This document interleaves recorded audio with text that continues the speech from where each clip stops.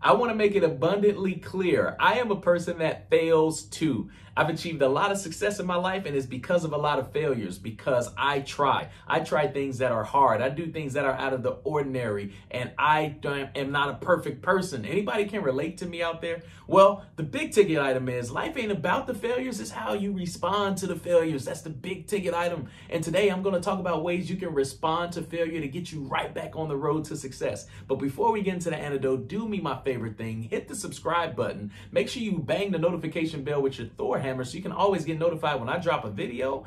And if you're feeling this video, give it a thumbs up and drop a comment to let me know what you thought about it. Let's go ahead and get into the antidote, baby.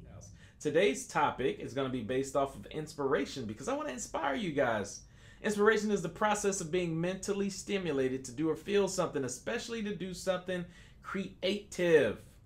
Okay? We're going to talk about ways to deal with failure. So Leanne Rand-Smith, I just want to let you know that the phone call one family member, that is a weekly thing, and I have already accomplished that this week. So you are wrong, and Mr. Randy Davis, you are right. I did not finish my gallon of water yesterday out of everything. I did every single thing. I woke up, dedicated the first 30 minutes to my goals. I sent my positive video out to people. I did my meditation. I did my yoga. I did all of that. I read for more than 30 minutes actually, but I did not finish my water. And guess what? I could have finished drinking my water. I literally could have. I could have finished drinking it because by the time I realized that it hadn't happened, it was 10:34 p.m. And you know what? I had about I had about 90 ounces more to go. And I made a choice in that moment. And I said, you know what? I have to wake up super early in the morning. And I know how long it'll take to chug down 90 ounces a gallon. And at this particular moment, that will not make me happy. And you know what I chose to do? I chose to focus more on my happiness than to focus on my goals. Because in the past, I haven't made myself a priority. I've made other people a priority and pleasing other people as a priority and trying to inspire other people as a priority. And you know what it led to? It led to me not being happy. And I said, you know what? 2020 is about the year of happiness. And I look at this as a journey. And I look at this as a war. You may not win the battle. I may have lost the battle, but I did not win the war. I may not be winning by 5 points in the first quarter, but I guarantee you I will win the game at the end of the game. And that was my perspective, and that was my way of looking at it. And I'm so glad that I looked at it that way because that shows growth and maturity on my part. I could have lied. It's water. It's not a big deal. I drink more than a gallon every single day. But you know what? I chose to do the right thing and have integrity because I could have lied to everybody else, but I couldn't have lived with it myself. My gut just wouldn't let me do it. It just wouldn't be right. So I chose to do the right thing, and I'm pretty sure some prosperous things are going to come away from it. So let's go ahead and get into the antidote. Today's topic is based off of persistence. It's a noun meaning hard work, rising from failures, achieving success through trial and error. You're going to fail over and over again. But if it was easy, everybody would do it. Now dust yourself off and get back to the grind. You guys know why Michael Jordan is so successful? It's because he failed.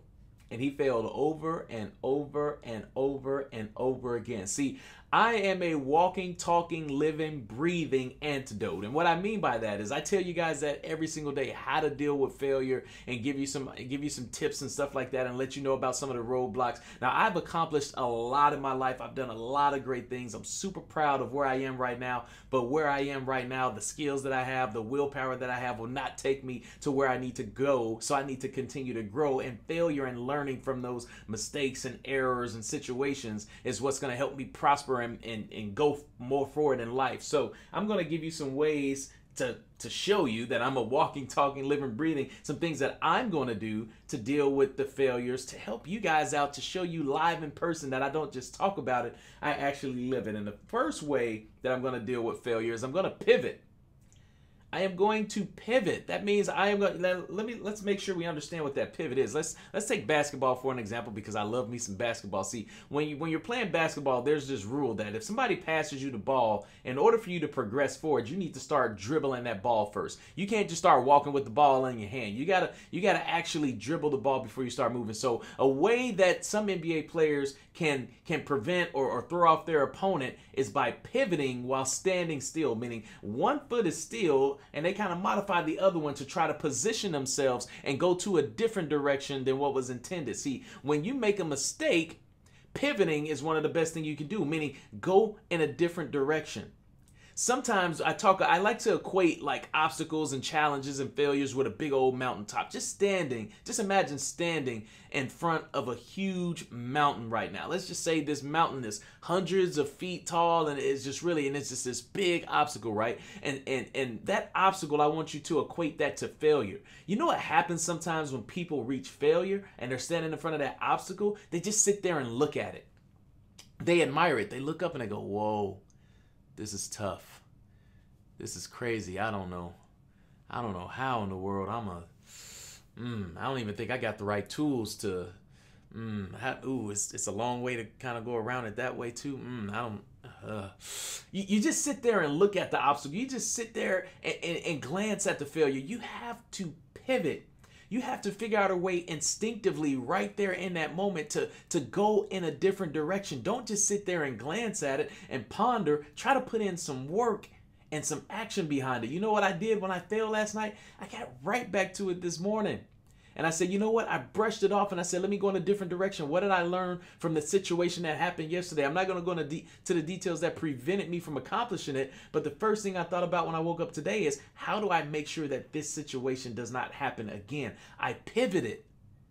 Don't spend too much time dwelling on it, because you'll look up and you'll see that you're stuck in a rut and you're stuck in failure for a long time. And that is not a great place to be. Number two, the second way to deal with... I just read a comment. LeBron James can take a few steps first. Y'all are silly. Accept it and move on. Don't dwell on it. I mean, that ties right into it. Accept it and move on. Too many times we get stuck in this rut and we want the pity party and we want to go tell the whole world about it. Oh my gosh. And we want people to feel sorry for us. And we want people to come pat us on our back and give us a hug and let us know that everything will be okay. If you're constantly waiting for somebody else to validate and justify your failures in order for you to feel good about yourself, you have internal issues that you need to work on. You have to start on the inside and work your way out. Stop seeking validation from everybody else to let you know that it's going to be okay, and convince yourself that it's going to be okay.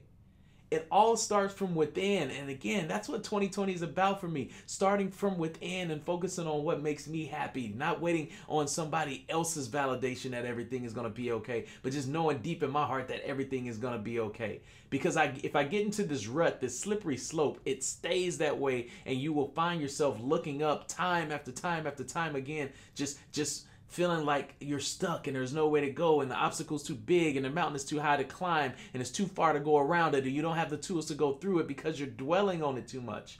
Dust yourself off and keep on going. That's what a lot of successful people have in common. When they fail, all right, cool, whatever. Let's figure out how to get on to the next one. That's my advice to you. And last but not least, numero tres, learn and grow from it. I believe that is the most important way to get over failure. Look at the failure as a way to say, you know what? This is what happened. How do I prevent this from happening again? And if I can't prevent it from happening again, how do I remove myself from the situation so it doesn't happen again? And I can move forward and progress in this situation. If I can anticipate it, I can plan an attack of action to either make it not happen again or figure out a way to get around it if it happens again. You have to grow from it. If you're not growing from it, you'll never achieve the success that you want. I can't scream this to the mountaintops like loud enough. That is the big ticket item. A lot of people don't learn from their mistakes. They choose to settle from their mistakes and continue to do the same thing over and over, even though you have the mental capacity to figure things out. And if you don't, then you have abundance of resources that you can research online. Everybody's got an iPhone or an Android or computer or something. You have the resources available to you to help you to get outside of the rut. Why continue to do the same thing and continue to go down the slippery slope of failure? I'm not saying failure is a super bad thing, because I know people don't want to fail. I have challenge groups all the time, and crazy enough, people are afraid of two things. They're afraid of failure and they're afraid of success. That's a weird one, but hey, I don't judge anybody. I just try to help. Why would you continue to do the same thing knowing that it's going to get you the same result constantly? Get over the failure by learning from it. Invest in yourself. Let me ask you this. How many of you dosers out there invest in yourself and your craft on a daily basis? How much time do you dedicate on a daily basis or a weekly basis to growing yourself, to growing your business, to growing your mind to help you become an expert in your craft? How much time do you spend on that? If you don't, then shame on you. Shame on you. You want this thing called success. That's why you're watching the show right now, to always try to figure out tips and ways to accomplish it. But are you putting in the work to grow yourself daily to get you towards that success? That's the big ticket item. In case you came a little bit fastly late, let's go down to recap. Ways we can deal with failure is by pivoting, moving in a different direction. Don't keep going down that one-way street in the wrong direction. It'll get you nowhere. Number 2, accept it and move on. Don't dwell on it. Don't stay stuck in the rut, because, man, you will look up and waste a lot of time moving backwards instead of forwards. And last but not least, number 3, use it as an opportunity to learn and grow from this. If you're not growing, if you're not excelling, if you're not using this as an opportunity to become better, failure is just going to be a big part of your life, and you're going to go into a deep, deep, deep depression because of it. And it's going to be very hard to get out once you fall down that tunnel. I have a website, and I would like for you guys to check it out. It's markissstone.com. It has all my social links, my YouTube channel, where you can save a lot of time and get into these anecdotes straight ahead. Just type it in, markissstone.com. There's an About Me section where you can learn a little bit more, contact me, and all that good stuff. But the best way to catch me is live Monday through Friday, 6:30 a.m. Eastern Time Zone on Facebook. Search for The Daily Dose Show. Hit the thumbs up button.